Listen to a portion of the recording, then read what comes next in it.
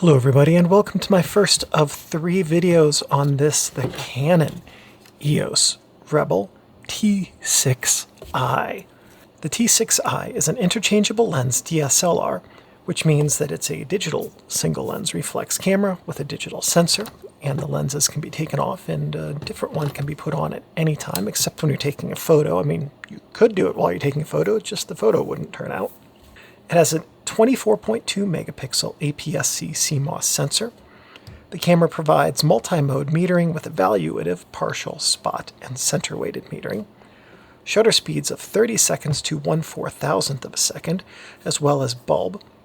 It also has a 4.8 frame per second burst speed with a 6 frame RAW buffer and up to an incredible 940 JPEG frame buffer. That's what the manual said. Those numbers are so different that it just seems like they're wrong. Like the second one just feels wrong. At any rate, it has a viewfinder, an optical viewfinder, with a 0.x viewfinder magnification, meaning that what you see in here is slightly smaller than what will be projected through the lens onto the sensor. For autofocus cameras, that's not an issue at all.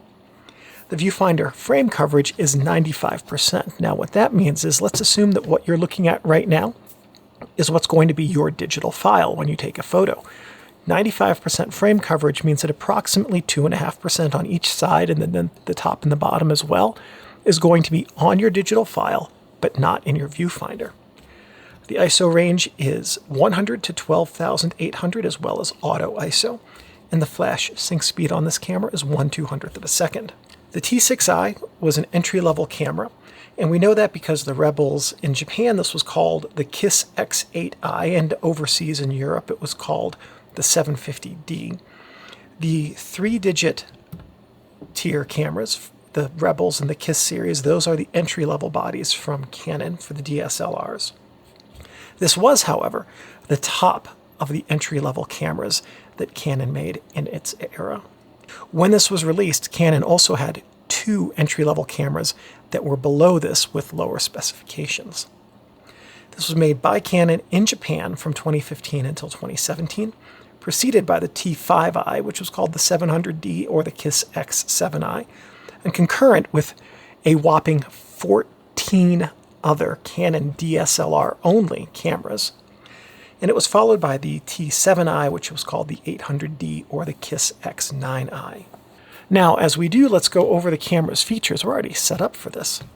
And we'll talk about what everything on it is. In the second video, we'll talk about how to use it. And in the third video, we're going to dive into the menu system and talk about every single menu item on this camera and how to use it to affect your photography. So on the sides here on the top, we have the strap bars. This is what you would connect your camera strap to. Here we have a little lamp that indicates when the Wi-Fi is active.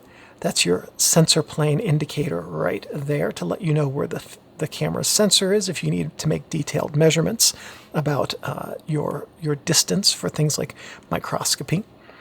Pop-up flash, flash hot shoe. This is your mode dial right here, and your mode dial index that tells you what mode you're selected on.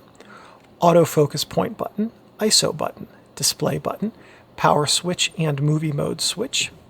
Symbols for your asterisk button and an additional autofocus button. This is the command wheel right here, and your shutter button. On the camera's front, we have an IR port for the infrared remote. We have the autofocus assist light right here. Here and here, those are stereo microphones that you can use to record stereo audio when you record video with this camera.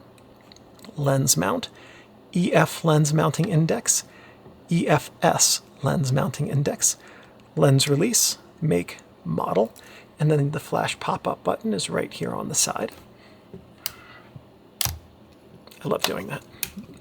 On the camera's back, we have the menu button, info button, viewfinder, diopter adjuster, live view, and movie record start button. This is your fold-out LCD screen right here. Asterisk button, secondary autofocus button, AV, quick menu or Q button, white balance, drive mode, picture finishing, autofocus, set, playback, delete, and SD card active lamp. On this side we have the SD card port where you can put an SD card to record images. On this side we have a couple of port covers. We have a speaker right here. That's for listening to audio when you play it on video that you play back on this camera. Then we have two ports here. The top one is for a wired remote control, and the second one is for an external microphone. And those are underneath that little rubber cap right there. Then this covers the AV out digital port connector and the HDMI connector. You can see those right here as well. On the bottom of the camera, we've got your NFC icon right there to indicate that the camera has NFC capabilities. Canon maker certifications information sticker, serial number, tripod socket, battery chamber. There are some things not to do with this camera. So the first thing is don't touch the mirror and the shutter if you can avoid it, because it's a good way to brick your camera or at least impair its functionality. Also, don't store this camera in a plastic bag or box, because water can permeate that plastic and it can cause mildew to grow on the rubber or fungus to grow on your optics, which can damage your camera. If you do store it in a plastic bag or box, make sure you have a good and rechargeable desiccant pack that you keep in that and that you keep it recharged. Don't leave your camera or lenses in your car, because heat can damage the camera. Also, cold can damage the camera and really mess up the operation of both the camera and the lens. And also, this is a pretty nice looking camera. Leaving it in your car is a really good way to have it not be in your car anymore and not have you be responsible for that. Don't let your camera get wet, because this is not a weathered sealed camera, and water getting inside of the camera will short it out and ruin it. And just remember that your Canon Eos Rebel T6i is a precision tool that should be handled with care and respect. And as long as you take care of your camera will take care of you. So that's what everything on the camera is. In the second video, we'll talk about everything except the menu systems and talk about how to really take photos with this camera. I'll see you in that video. Thank you everyone for watching. If this video was helpful and useful to you, please give me a thumbs up. That lets me know that I'm on the right track and that I'm producing and creating content which is helpful to you.